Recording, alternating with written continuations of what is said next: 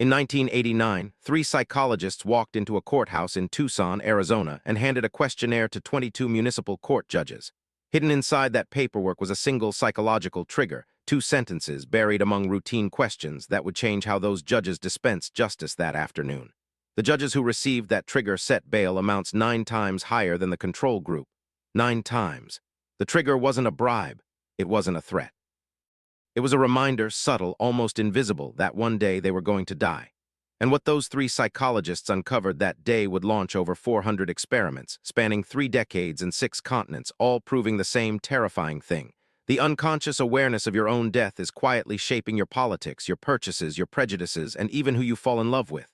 Right now, today, and you have no idea it's happening.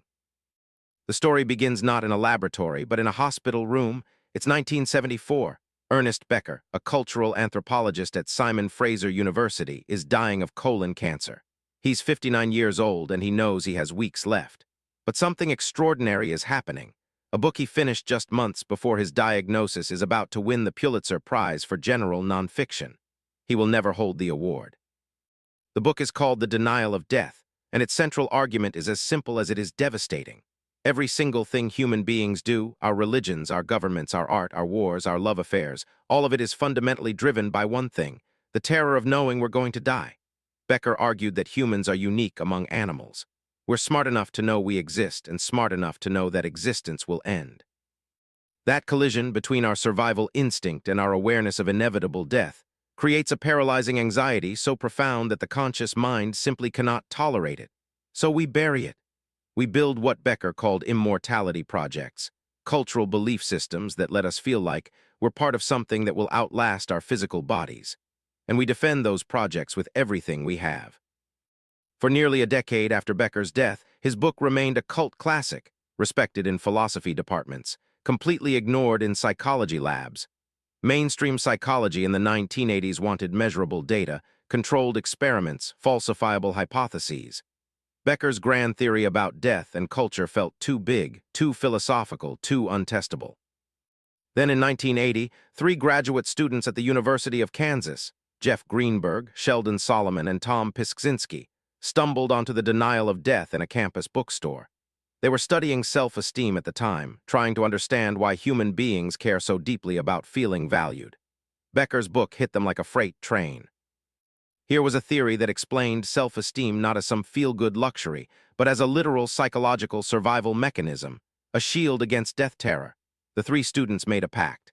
They would spend their entire careers doing what nobody had ever attempted, taking Becker's philosophical claims and subjecting them to rigorous, controlled, experimental science.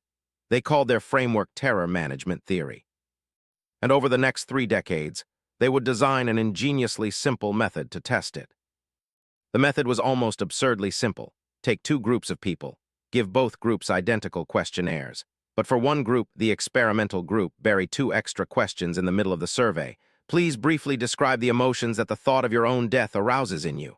And jot down as specifically as you can what you think will happen to you as you physically die. That's it. 2 sentences. No graphic images. No funeral footage. Just a brief written prompt to think about your own mortality. Then you give both groups a delay task, a word puzzle, a short reading passage to push the death thoughts out of conscious awareness. And then you measure what they do next. But here's the thing. The delay is critical. This is what separates terror management theory from simple fear research. The effects don't appear when people are actively thinking about death. They show up after the thoughts have been suppressed, when they've sunk below conscious awareness into what psychologists call the cognitive unconscious. That's when the defenses activate. That's when behavior changes, and the changes are dramatic. Back to that Tucson courthouse. In the landmark 1989 study, Greenberg, Piskzinski, and Solomon recruited 22 sitting municipal court judges. Each judge was given a standard case file, a woman charged with prostitution. Half the judges received the mortality salience prompt buried inside a routine personality questionnaire beforehand. The other half received a neutral prompt about watching television. Then all 22 judges set bail. The control group averaged $50. The mortality salience group, $450, 9 times higher. Same defendant, same crime, same evidence, same courtroom. The only difference was 2 sentences on a piece of paper. And here's what makes it chilling. The judges had absolutely no idea why they'd made that decision. When debriefed, they gave perfectly rational-sounding legal justifications. Not one of them connected their bail amount to the death reminder. The defense mechanism had done its job flawlessly. It changed their behavior while remaining completely invisible to them. The paper was published in the Journal of Personality and Social Psychology in 1989. It was the first empirical test of terror management theory, and it opened the floodgates for what would become over 400 replications. Over the next decade, TMT researchers turned their attention to politics, and what they found should concern every voter on the planet. In a landmark 2004 study published just weeks before the presidential election, researchers at Rutgers University reminded one group of participants about their mortality and left a control group untouched. Both groups then evaluated two hypothetical political candidates. One emphasized diplomacy, cooperation, and compassion. The other projected raw strength, authority, and national greatness. In the control condition, the candidates were rated roughly equally. But after a mortality salience prime, support for the charismatic, authoritarian leader surged by more than 400%. A follow-up study made it personal. Participants subtly reminded of death showed significantly increased support for George W. Bush and decreased support for John Kerry, and the effect held even among self-identified liberals. Read that again.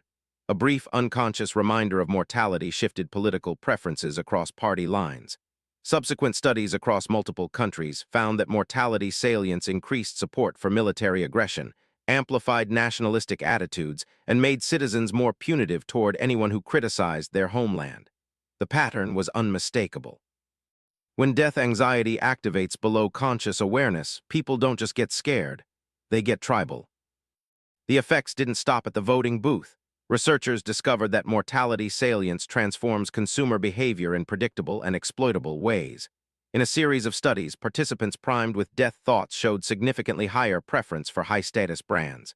They wanted the BMW over the Honda, the Rolex over the Timex. Not because they suddenly had more money or different taste, but because luxury goods function as immortality symbols. They signal status, success, permanence, the illusion that you matter, that you'll be remembered. Another experiment found that mortality salience increased materialism across the board. People placed higher value on financial success, on owning expensive things, on accumulating visible markers of achievement. And here's what should make you uncomfortable. The advertising industry figured this out long before the psychologists published their papers. Think about insurance commercials, luxury car advertisements, anti-aging skincare. They never explicitly mention death. They don't have to. They evoke it subtly, peripherally, through images of aging, vulnerability, the passage of time. Then they offer the product as the antidote.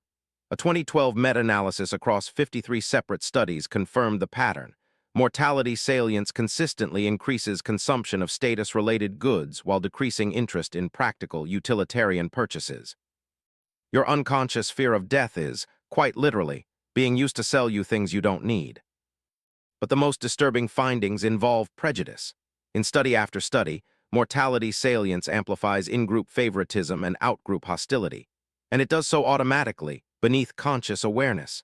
Christian participants reminded of death rated fellow Christians more positively, and Jewish participants more negatively. American participants became measurably harsher in their judgments of immigrants who criticized American values.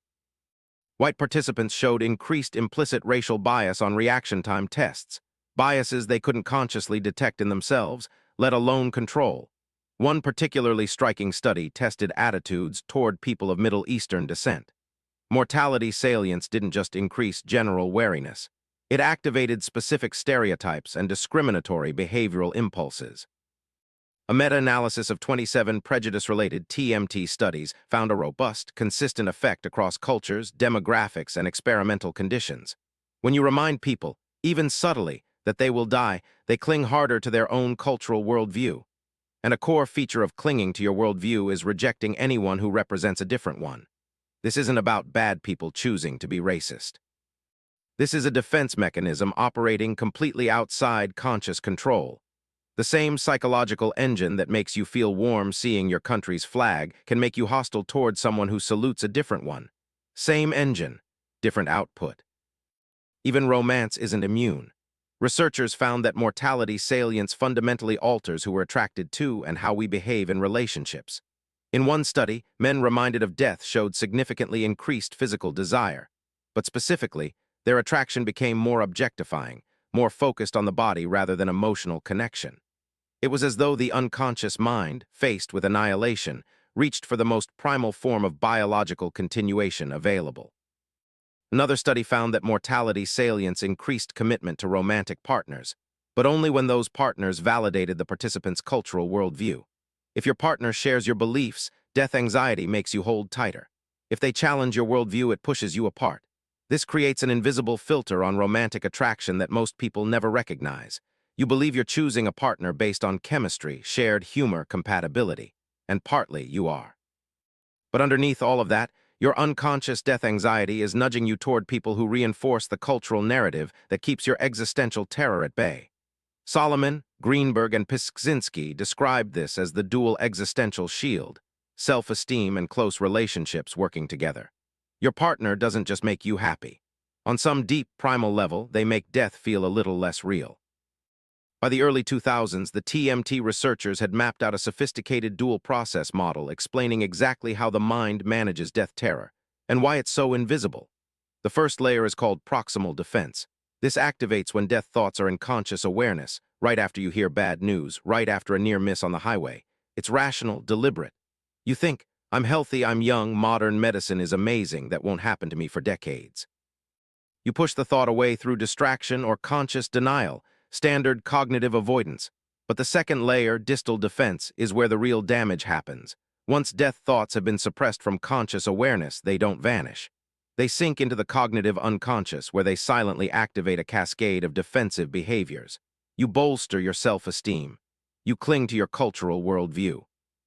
You become more patriotic, more religious, more judgmental of outsiders, more materialistic, more drawn to charismatic authority figures. And critically, you don't experience any of this as death-related. It feels like conviction, like authentic preference, like simply knowing right from wrong. That is the mechanism's true genius and its true danger. The defense disguises itself as genuine belief. You cannot fight what you cannot see.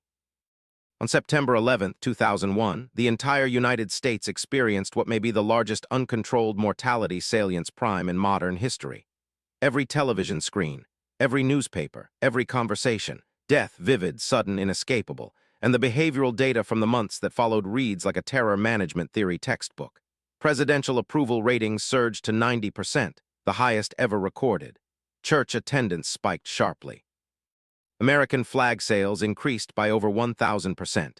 Charitable giving to domestic organizations surged while donations to international causes dropped. Support for military action was overwhelming, immediate, and bipartisan.